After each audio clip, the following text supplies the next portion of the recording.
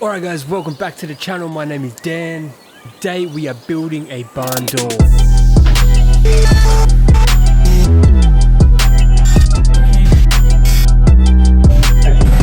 Alright, so we needed a barn door for the bathroom. You guys know I wasn't going to buy one, so we had to make one. And I really like the look of a black timber barn door.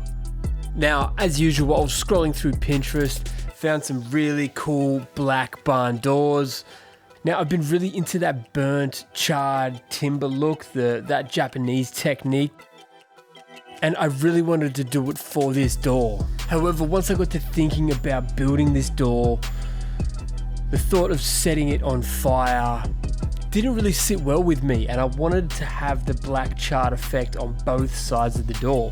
So it's not like I could just buy a solid core door and clad one side with the charred timber.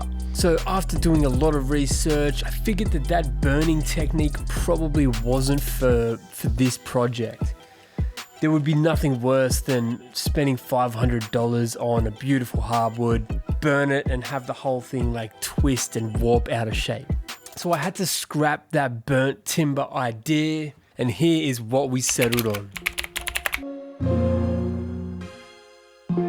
I was going to use plain old spotted gum flooring with the tongue and groove 135 by 19 millimeters. Now the reason I wanted to use a tongue and groove flooring is that tongue and groove provides a lot of strength. However, 19 millimeters isn't really thick enough for a door, so I was going to double it up. That's going to give me almost a 40 millimeter door, which is closer to a standard internal door. The other reason I wanted to double it up is that I could run timber one way on the front of the door and another way on the back of the door.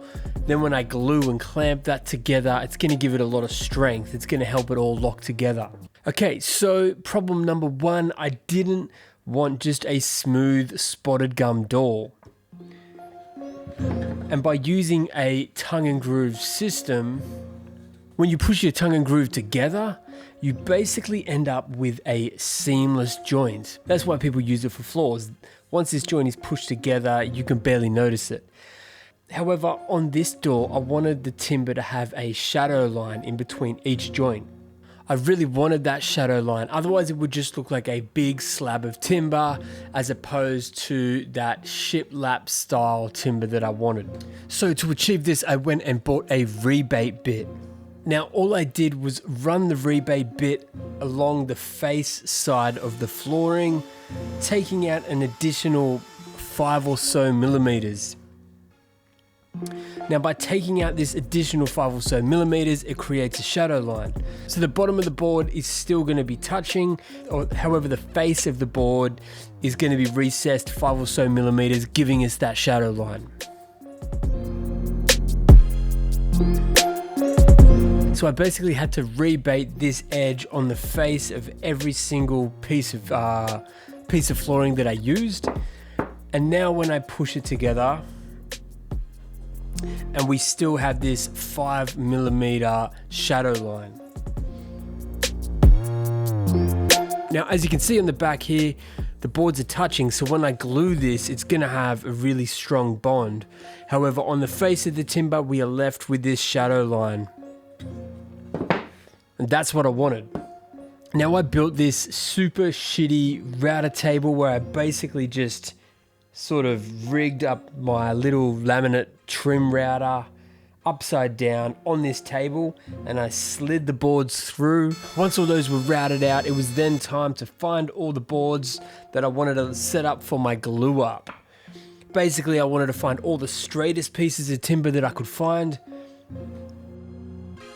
put them all upside down, apply glue to all the joints, clamp them together, and I waited overnight for that glue to set. On the outside of the door, I wanted vertical pieces of flooring running down, and this is what I glued and clamped first. I then proceeded to lay out my 45-degree pattern on the opposite side. So you would basically have the inside of the flooring and the inside of the flooring I glued it, clamped it, and bratted it where necessary. And that left me with my, 38, 39 millimeter door. All I had to do then was cut it down to the size that I needed.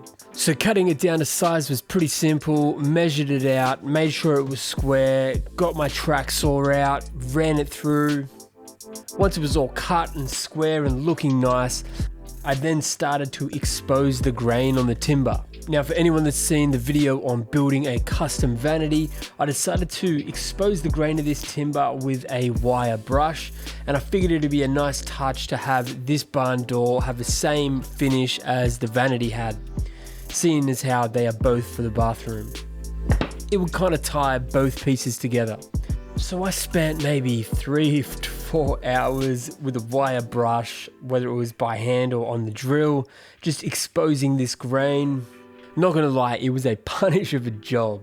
Once I was happy with that exposed grain, I gave the whole door a really light sand. I just knocked off the sharp edges of this timber with some 180 grit, and then I painted the door.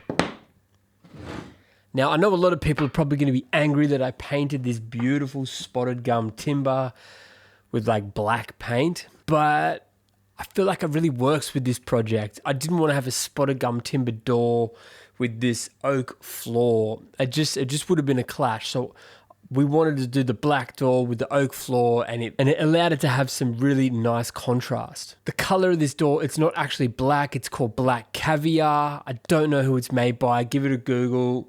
I'm sure you'll find it without any dramas, but it's not pure black. It is a little bit off black, but in my opinion, it really mimics the look of that charred timber, especially because of the fact we exposed the grain and then put the paint on. It kind of gives that charred timber look without potentially ending up with a warped door.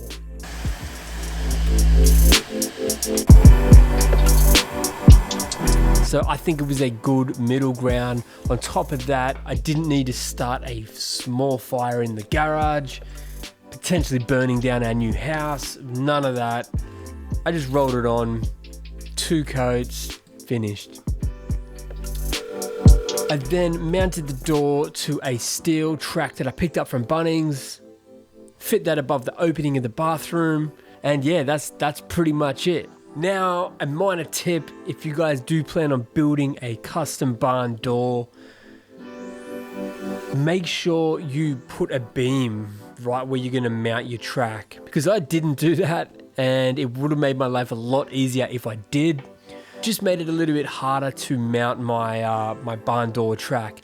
Had I just put a nice big beam across the whole span of that wall, I could have really mounted that track with big bolts wherever I needed. Definitely put a beam in.